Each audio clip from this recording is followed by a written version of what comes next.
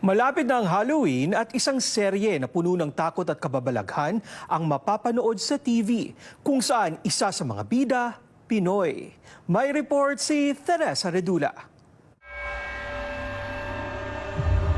Tampok ang aktres na si Daniella Dela Peña sa isang serye na puno ng hiwaga, kababalaghan,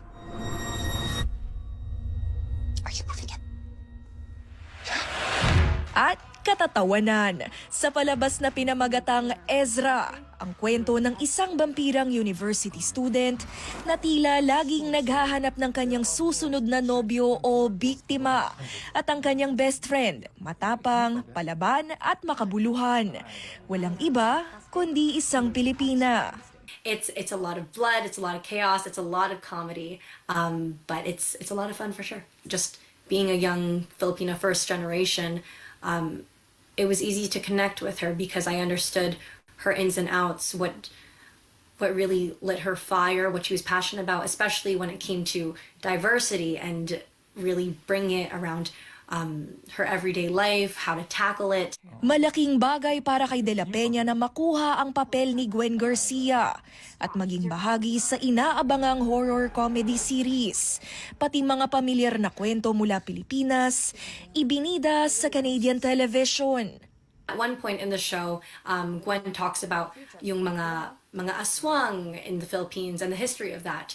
And there was this one time when I was on video chat with my family in the Philippines, and I asked one of my lolas, like not really my lolas, but one of my lolas in the Philippines, any like stories that he's encountered or any stories that he's heard about aswang or like white lady, that kind of stuff. And he told me that in one of his like old homes, he actually saw an aswang. So in that process, it was really nice to kind of just connect with my family back home and hear their stories, their experiences.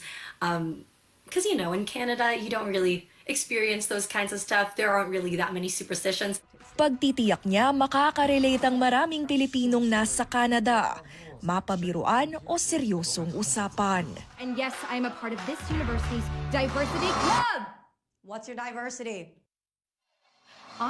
For Filipinos living in Canada, it's tricky to go about your everyday life and possibly go through racism, possibly go through identity crisis when you're trying to figure out who you are as a Canadian, who you're trying to figure out as a Filipino. Umaasa si Dela Peña na may mga aral na mapupulot ang mga manonood sa kanilang serye. There are more layers to these BIPOC minority characters, real people, and they have stories to tell. Ikinararangal ni Dela Peña na pagbidahan ng isa sa mga inaabangang palabas sa Canadian television. Nang sa gayon ay maipagmalaki ang mga nakakatakot na kwento mula Pilipinas at ipamalas ang galing ng talentong Pilipino. Make sure you watch Ezra on OUTtv through Amazon Prime Video and Apple TV, and yeah. Is this stuff even real? Like, are there really ghosts?